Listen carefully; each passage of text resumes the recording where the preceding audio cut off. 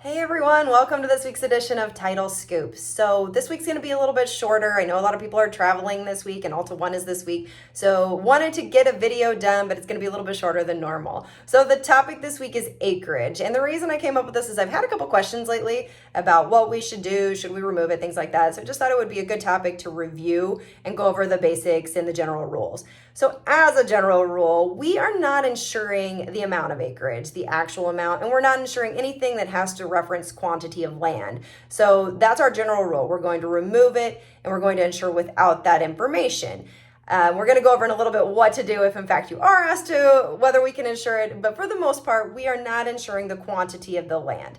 Now, we do want to make sure on anything that's acreage. So we're talking meets and bounds. A lot of times this is going to be agricultural land, rural land. Sometimes it's in the city, but we're talking where we need to have an accurate legal description. We want an accurate legal description all the time, but these get a little bit more complex. So if the legal description is not complete or is not exactly accurate, we can't draw it out or we're questioning whether it closes, we are going to have a new survey, generally speaking, because we want to make sure that our legal description is the right legal description and that it is covering all the bases. Now, sometimes we're going to have a carve out. This is probably what we see the most with acreage, where we can have some issues. And what I'm talking here is if I own 25 acres and I decide to sell my neighbor 5 acres on the south side. Well, in that case, we can't just come up with a legal description. We usually are going to be required to get a survey. I won't say that's 100% of the time, but a lot of the time, especially if we're carving out a portion and it's not going to be exactly, we're going to have a survey drawn so that we know exactly what the legal description is. Now, if we get that, we are going to want to, one, make sure we have proper closure. So what I mean, you're going to have to draw that out and make sure that the surveyor did, in fact, close the boundaries and make sure we have proper closure on that legal description. We also want to make sure that the parcel that's carved out is within the larger portion that's owned by the person that's selling. Obviously, we don't want them to sell something they don't own, so we want to make sure our legal description is within the boundary of the property that they already own. The other thing is we want to make sure that it is not affected by any overlapping conveyances. Now, what I mean by that is if this person owned 100 acres and they were selling off portions of it, we want to make sure that we don't have overlap of those legal descriptions. So sometimes that can get a little complex and a little messy, and you're going to have to talk to your surveyor and probably your underwriter if you're having questions about that so that we can help you work through it.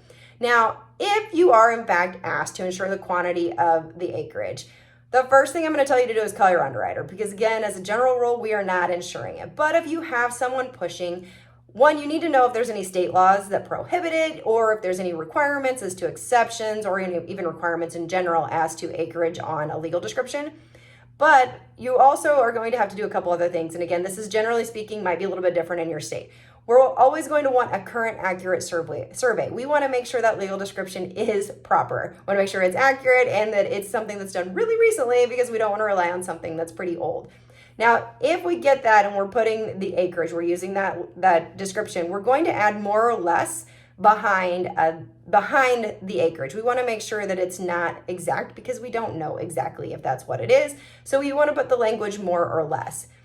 You also are going to add an exception. And the reason for this is we're not insuring the exact quantity. So your exception is going to read something like any inaccuracy in statement made as to the quantity of land contained within the boundaries of the land described in Schedule A. Again, just saying, hey, any inaccuracy in this, we're not insuring. Now, again, as an alternative, you could remove the acreage, but say you have a current survey and it shows acreage on there. Because you've got a discrepancy between the survey legal description and your legal description that you are insuring, and that maybe they're asking you to, they're not asking you to do anything with the acreage, but they're asking you to remove the general exception for surveys, a survey exception.